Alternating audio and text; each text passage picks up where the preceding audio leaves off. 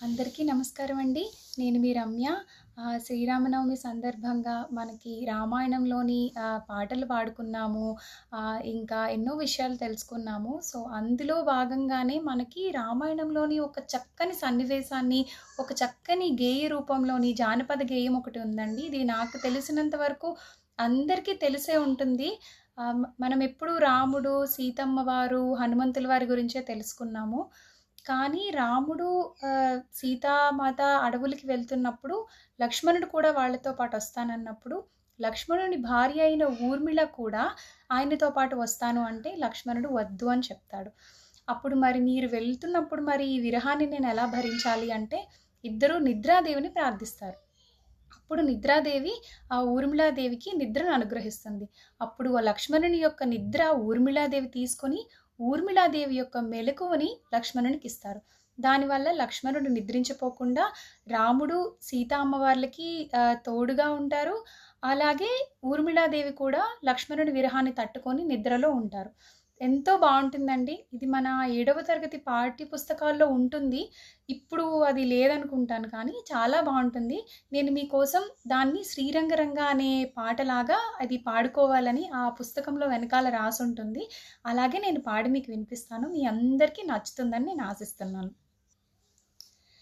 శ్రీరామ భూపాలుడు పట్టాభిషక్తుడై కొలువుండగా భరత శత్రుఘ్నులపుడు సౌమిత్రి వరుస సేవలు చేయగా మారుతాత్మజులప్పుడు రాఘవుల చేరి పాదములొత్తగా సుగ్రీవుడా కొలువులో కూర్మితో నమ్రుడై కొలువుండగా తుంబురులు నారదులను ఏతెంచి నిలచిగానము సేయగా రంభాదులా సభలలో ఎంతో శుభరమ్యముగ నాట్యమాడా సనకాది మౌనీంద్రులు కొలువులో శాస్త్రములు తర్కించగా సకల దేవతల గొలువా ఉదయాన పుష్పవర్షము గురిసెను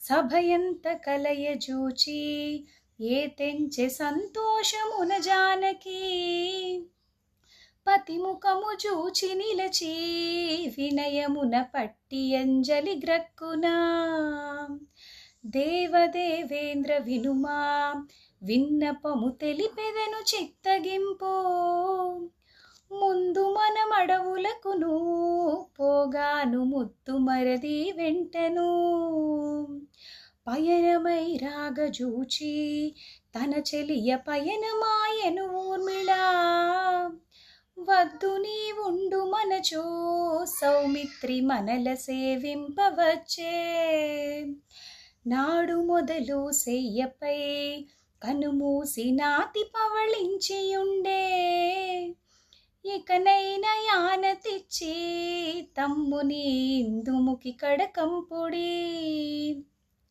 ప్రాణసఖి లాగునా కూర్మితో పలుకంగ విని రాముడు తలపోసి చూడనింతే తన మదికి తగు విచారము బుట్టెను రమ్మి లక్ష్మణ గ్రక్కునా యుచితమారమణి నెడమాసియుంటా తడవాయ ఇకనైనను ప్రియురాలి దగ్గరకు నీవు పొమ్ము అన్నరాముని మాటకు లక్ష్మణుడు చనుదెంచి గృహమునకును ప్రాణనాయకి పాన్పున కూర్చుండి భాషించ విరహమ్మునా తన్ను తామరచియున్న ఆ కొమ్మ తమకమున వణకదొడగే అయ్య మీరెవ్వరయ్యా మీరింత యాగడంబులకొస్తురా ఎవ్వరును లేని వేళ